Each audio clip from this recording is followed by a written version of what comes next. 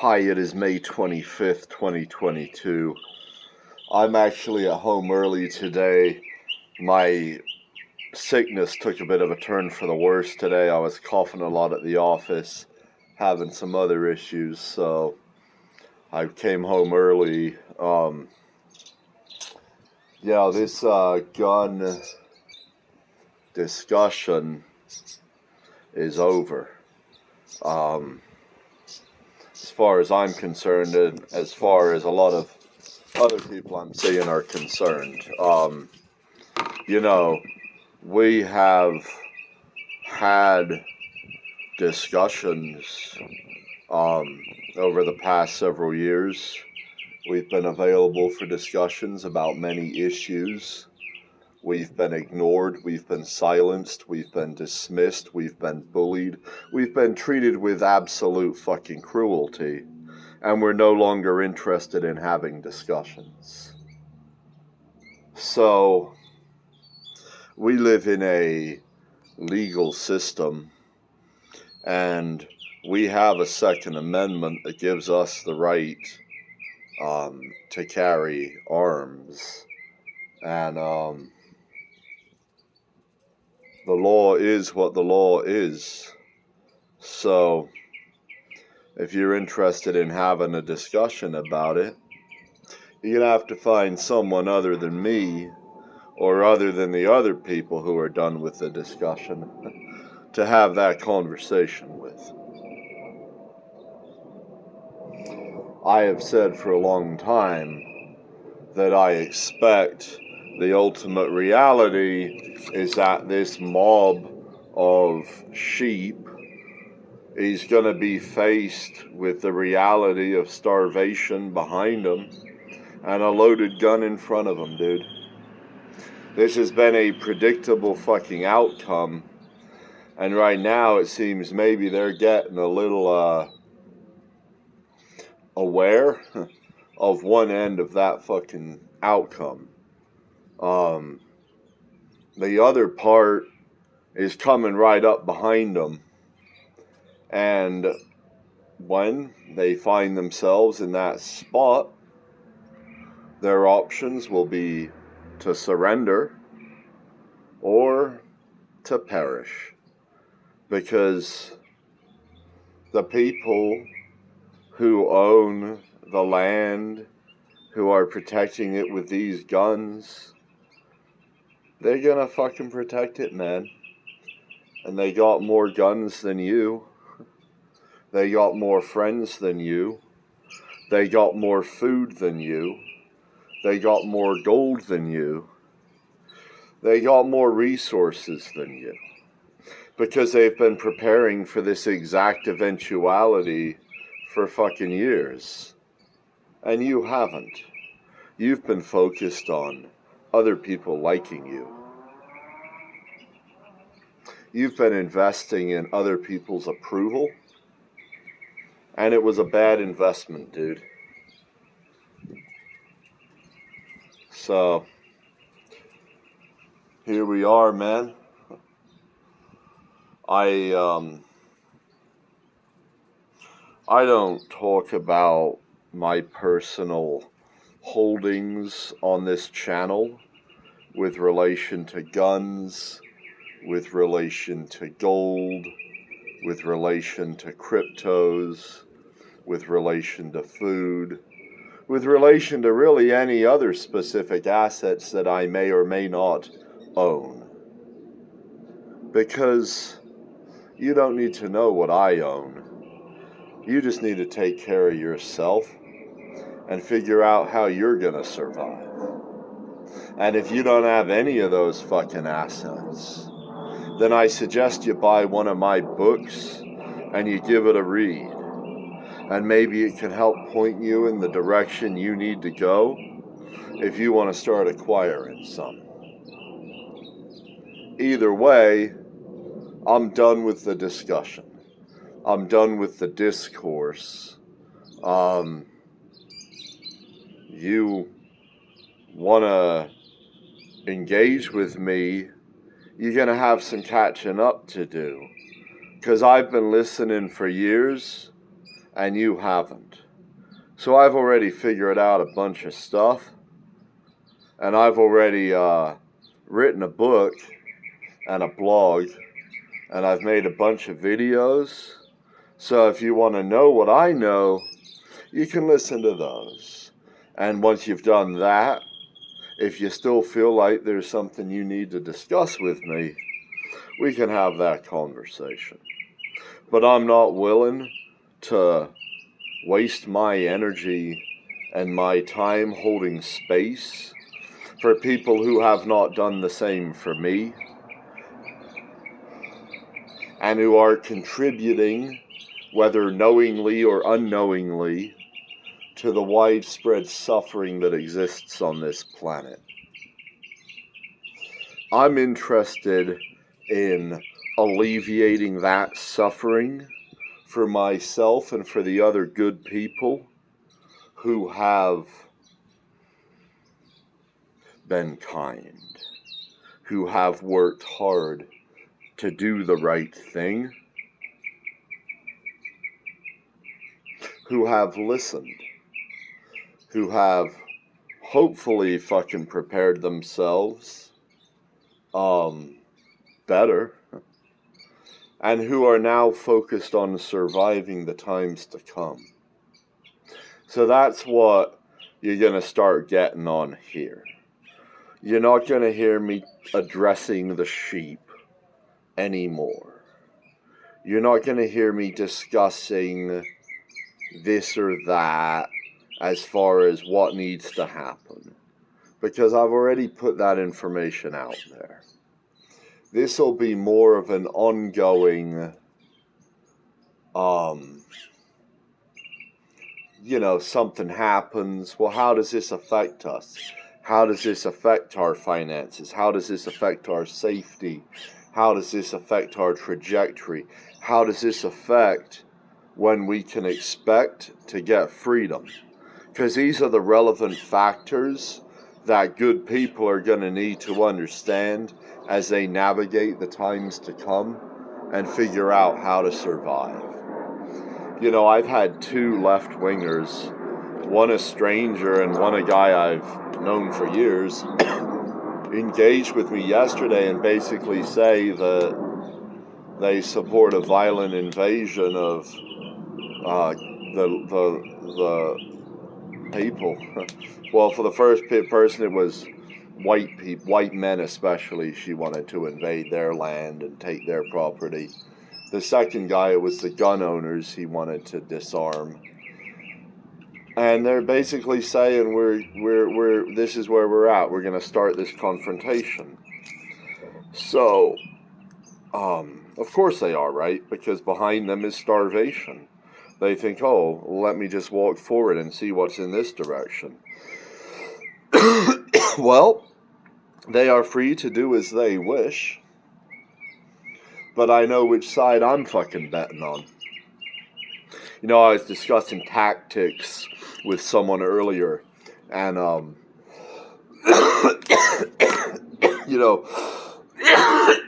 as far as defending yourself against this communist revolution, or whatever it is they want to call it, this violent invasion. And,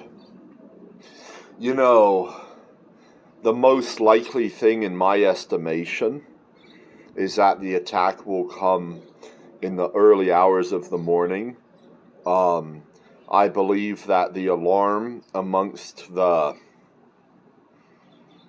bad guys will go out late at night, the night before, 11 p.m., 12 p.m., depending what time zone you're in, once most people have gone to sleep or are getting ready to go to sleep. Because what they're going to want is they're going to want to notify their friends and their teammates to increase their numbers as much as they can to try to overwhelm the defenses in that hour while people are sleeping, people have their guard down, people aren't expecting it. So I think people need to be vigilant and prepared for an attack that takes place that time of day. I think there's certain things, alarm systems. I think having a dog can give you a good warning. And you need to be ready to go and ready to engage when that alarm fucking sounds. That first strike is going to be the greatest probability they're going to have of success, because once that's occurred, once they've committed violence and murder and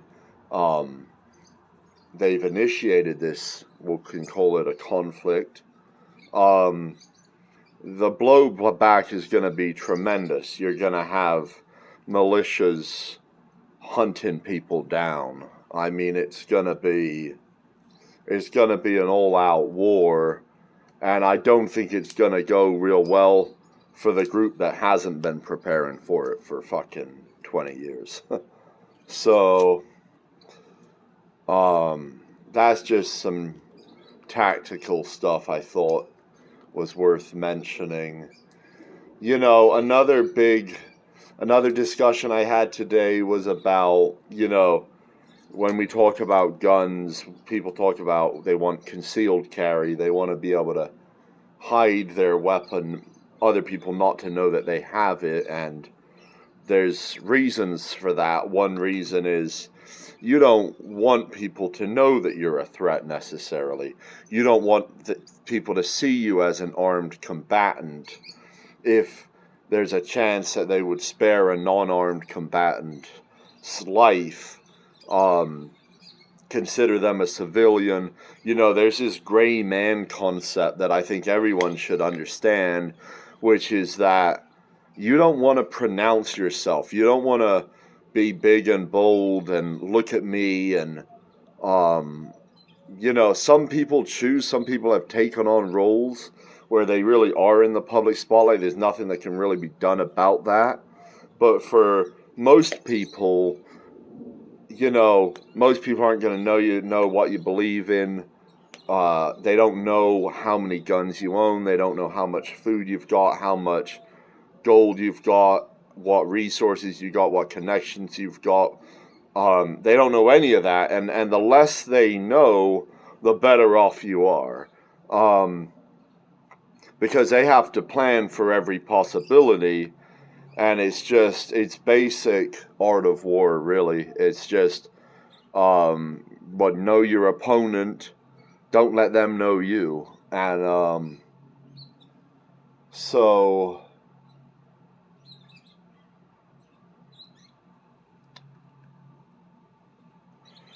concealed carry. So someone was like, well, yeah, but if you have open carry, if you're showing your guns, then they'll know that, hey, you can't do anything right now because someone's going to shoot you. Well, I don't really buy that, because if you are in America, and we're talking about America here, of course, which is a gun-owning country, unless you're in an area that's known as a gun-free zone, public school, something like that,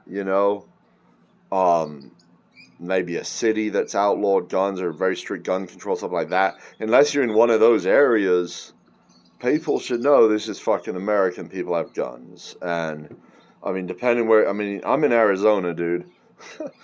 Arizona ranks typically number 1 or number 2 on the most gun-friendly states. Usually Arizona, Alaska are kind of number 1 and number 2. And if you're in Arizona, I got, when we had those mobs, the riots and shit, there was a little bit of unrest here, but it came to a halt real quickly. I had guys I knew in high school being like, hey, I'm going down to this shopping area. They don't even own the shop. They're not even the shop owners. They're just people who live in this community who care about that shopping area.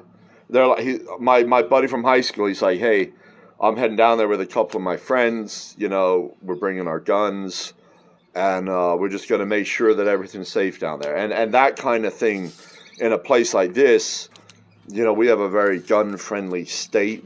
So if you're going to try to start shit here, you're an idiot if you don't realize that people are going to be carrying concealed weapons. And you're going to fucking get what's coming to you. So, oh,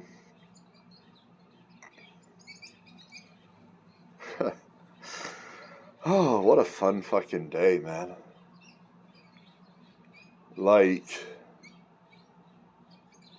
I don't know how bad it'll get. I don't know their revolution, or is it going to get off the ground? How many people are going to be involved?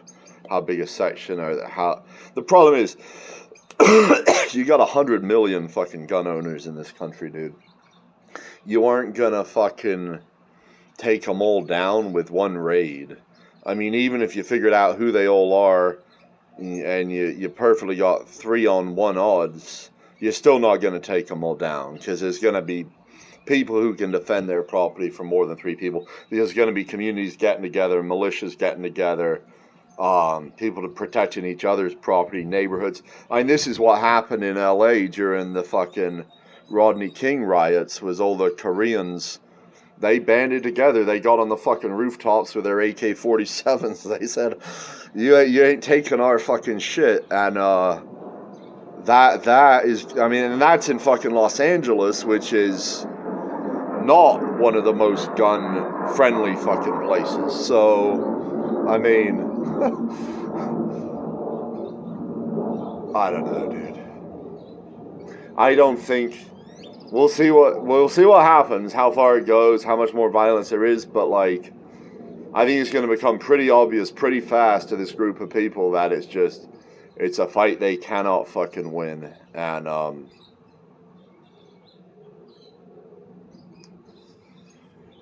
you know, I think they understand that the purchasing power of the government, I mean, if it's the government we're talking about trying to get the guns, I mean, you got to understand that, like, a lot of the police in the country, a lot of the military are pro-gun. A lot of these guys aren't going to be willing to go around and round up the guns. And what's more, they're probably going to be willing to protect the gun owners, to take that side and to say, you know what, this is the America I believe in. This is where my values are aligned. So there's going to be a big rift. And the military is tiny as far as the number of people. I mean, the number of people in the National Guard compared to how many gun owners there are in the society is minuscule. So, and not only that, you got to get all the congressional approval, you got to get all the fucking legal approval, you got to jump through all that whole part of it to even get them to approve what it is you want to do, and basically violate the Constitution outright.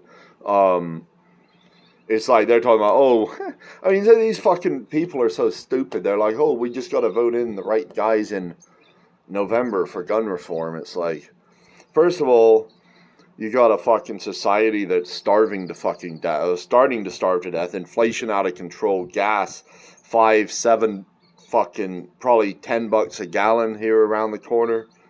I mean, people are more concerned about this. This is affecting their immediate lives. They're feeling hopeless.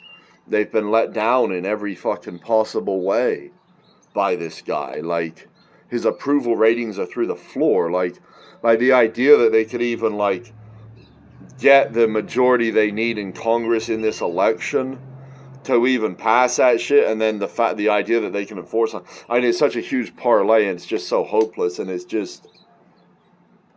a hopeless proposition. And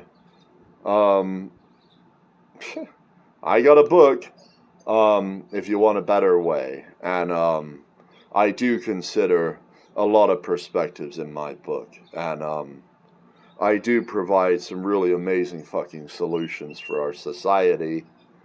And if you're someone I've blocked on Twitter, I've started blocking people. I never really blocked people before. Today I blocked probably 50 people. I'm done with it. I'm done with the discussion. I don't care anymore. Reality is what it is, and you're going to fucking deal with it one way or the other.